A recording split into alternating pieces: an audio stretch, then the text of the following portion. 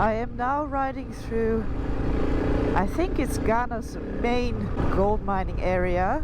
The workers, they'll use mercury to separate the gold. If you come into contact with mercury, it will lead to all sorts of neurological problems and disease. It's super toxic.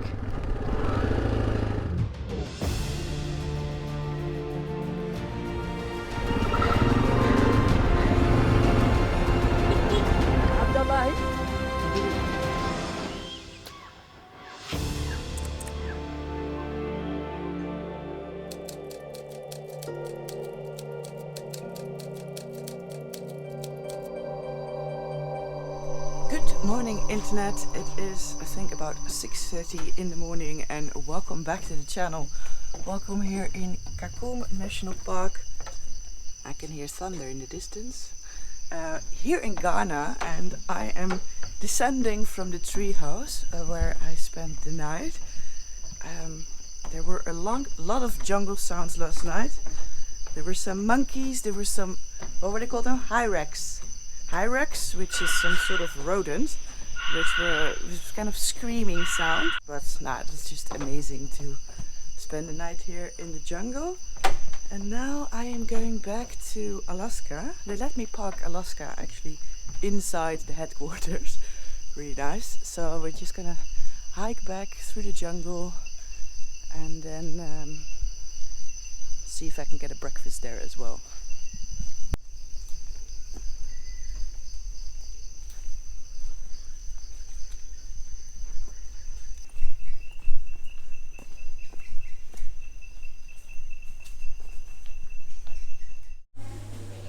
It is breakfast time. This is for breakfast. A coffee and an omelette with some bread. Looks very nice, actually. So that was Kakum National Park. What an awesome place, right? Spend the night. And now I am moving more towards central Ghana. So moving a bit more inland to the only natural lake in Ghana, apparently. Total distance is 241 k, so that should be fine. Suddenly the tar changed into dirt. Kind of as expected, but not here though. That's alright.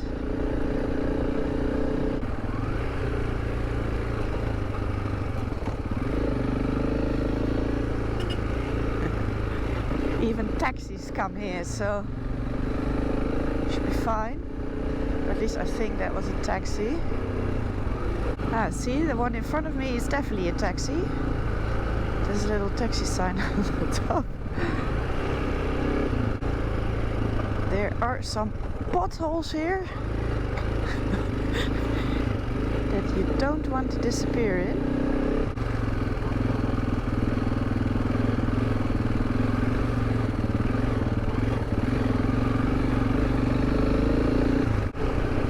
Some palm plantation. I believe most of the palms here will be for palm oil or coconuts, compared to more like the north of Africa, like Morocco, Mauritania. It was all dates, palm dates, but this is these are different palms. My guess is that this is probably a palm oil plantation.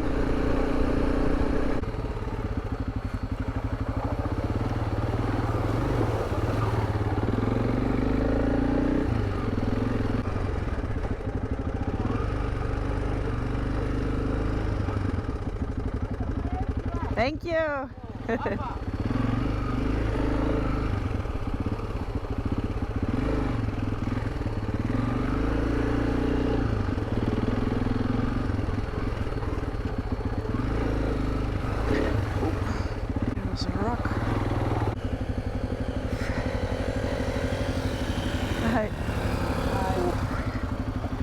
Too much water. To Kumasi. Long distance. Long distance. Okay. I go this way, yeah? Yeah. Okay. Bye.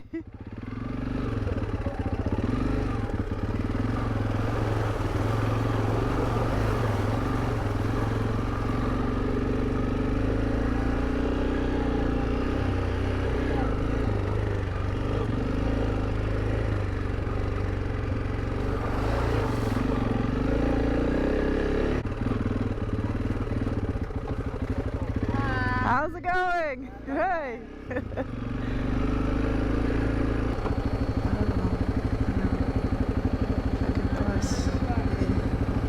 Hi, how's it going?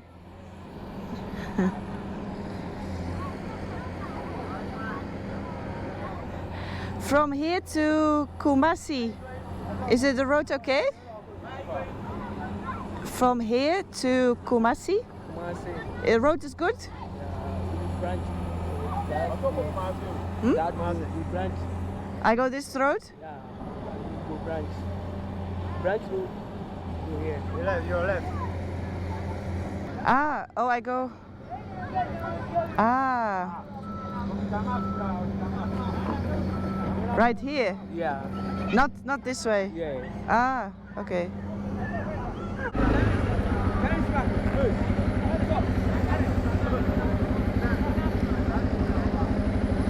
You go away. Where you pass? I just passed through here. What this place? And you can go. Can I go? And you will be fine. You can go.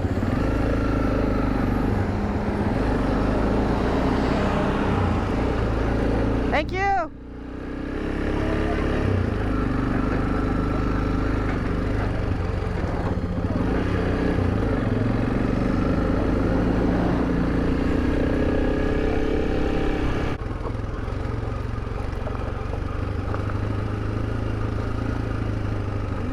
Jungle I go.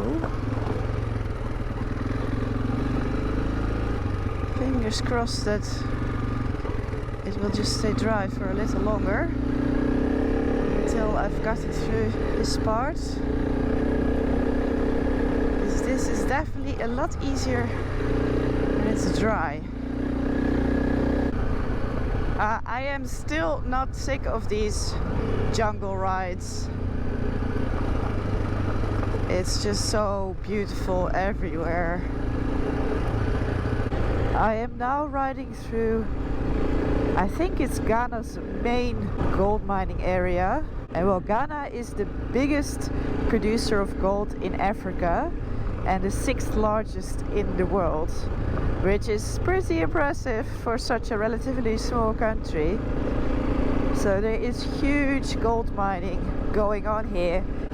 And I think just as what I saw in Sierra Leone with the diamond mining, I think we're gonna see evidence of the gold mining very soon, because it's all around here.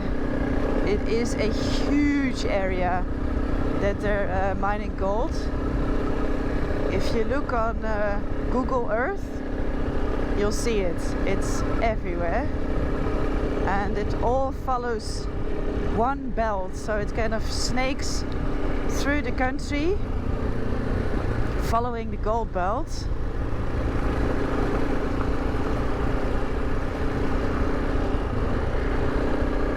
But yeah, they are digging all around me in this area. Oh, here you can see it already. Oh, here they're digging with excavators. But I think on the right side, all of this is all looking for gold.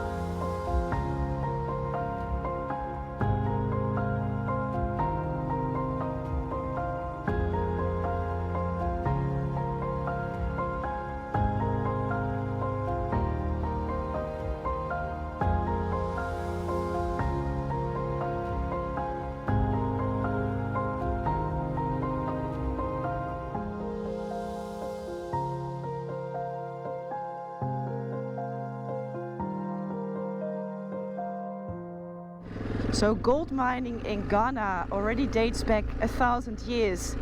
So originally the gold was only used to decorate the kings and the queens of the Ashanti region.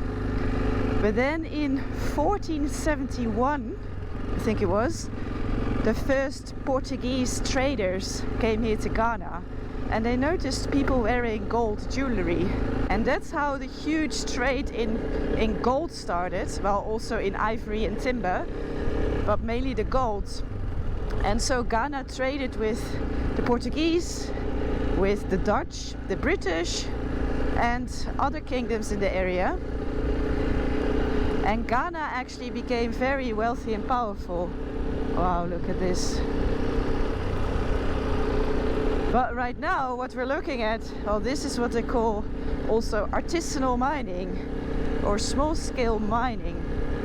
And this small-scale mining, I think it accounts for almost 80% of all the gold mining that's being done in the area. And the people that work in this small-scale gold mining, they make about $3 per day, which is, well, especially for the countryside, it's a lot. So they make more doing this than farming.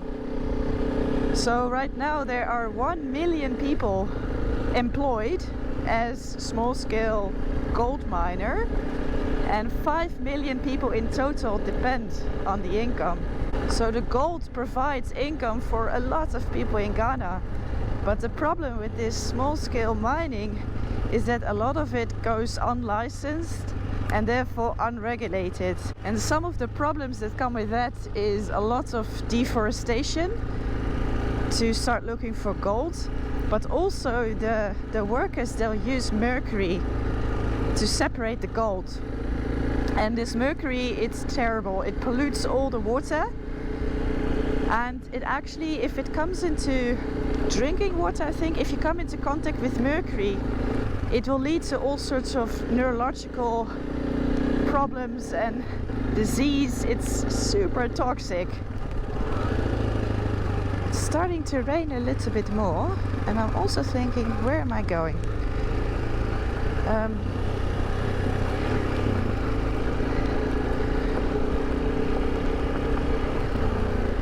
I'm gonna stand under that tree and take off my helmet camera because I'm careful with my microphone connection. So yeah, I suppose it's another place where, you know, the natural resources, they have given a lot of wealth in the past. Well, I can't say that $3 per day is wealth, but alright, I suppose it's a better salary than working in farming if you're from like the poorer countryside states. But the cost is huge environmental disasters and poisoned water and all the problems that will come from that. So yeah, I'm gonna take my camera off now. Hi, how's it going? You good?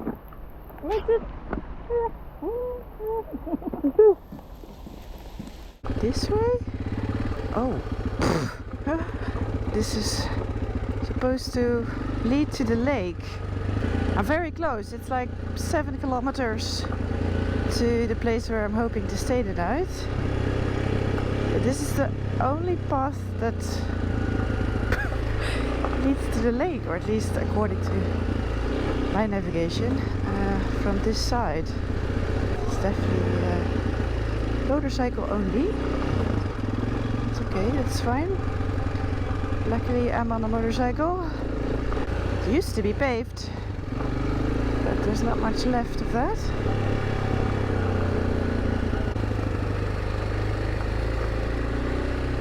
This is rather steep.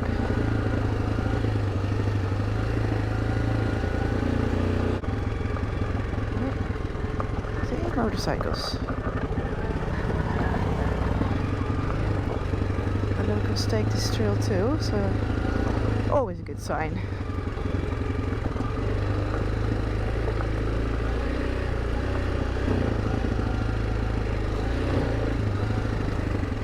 My guess is that on the other side of the lake there must be a bigger road, but then you'd have to ride all the way around the entire lake to get there. So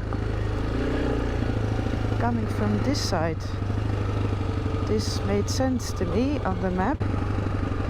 Wow, I see the lake coming up. Gotta watch the road, but I saw it. There, straight ahead of me. This lake is actually quite a special one because it was formed because a meteorite impact. So it really is a crater.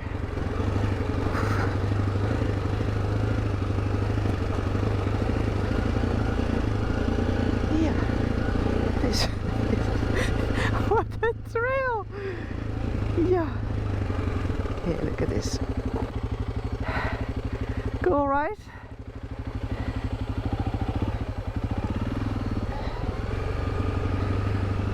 Really cool.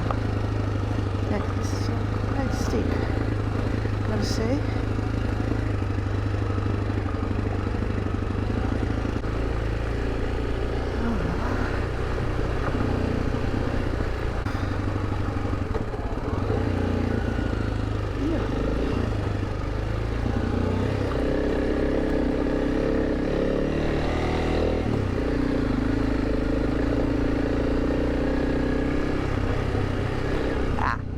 Now it's a 2-track.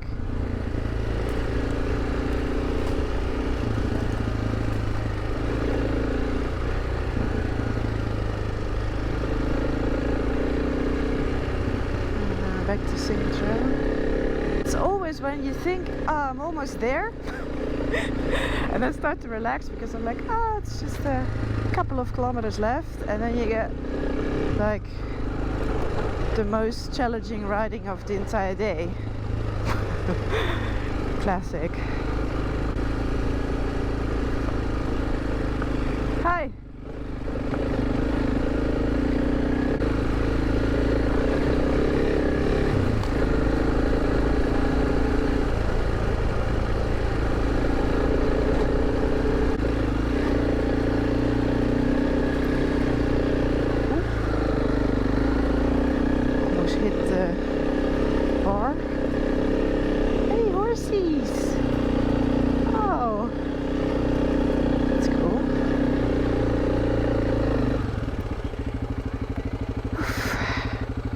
Hi, how are you? Good, thanks.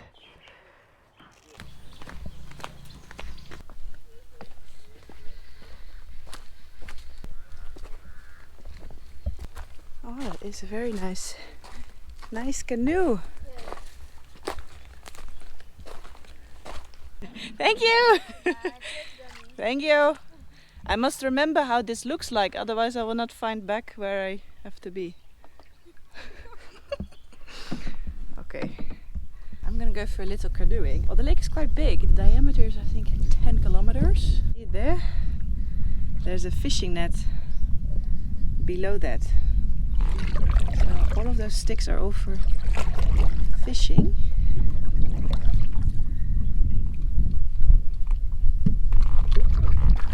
I don't really have a plan on where I'm going. I think I'm just gonna stay a little bit close to the shoreline. The legends say that an Ashanti hunter was chasing an injured antelope, and suddenly the antelope just disappeared in a body of water, as if the water was trying to save the antelope's life. So the hunter never got the antelope, and he named this lake Bosomtwe, which means antelope god. Well, and because it's a sacred lake, there is a taboo of iron touching the water. And well, I read that there are about 30 villages around the lake, with a total of 70,000 people, but it doesn't feel like that at all when you're here. I'm like, there's one guy there with a canoe, local. Other than that, it feels like I'm completely alone, so it doesn't feel like there's a lot of people living around here at all.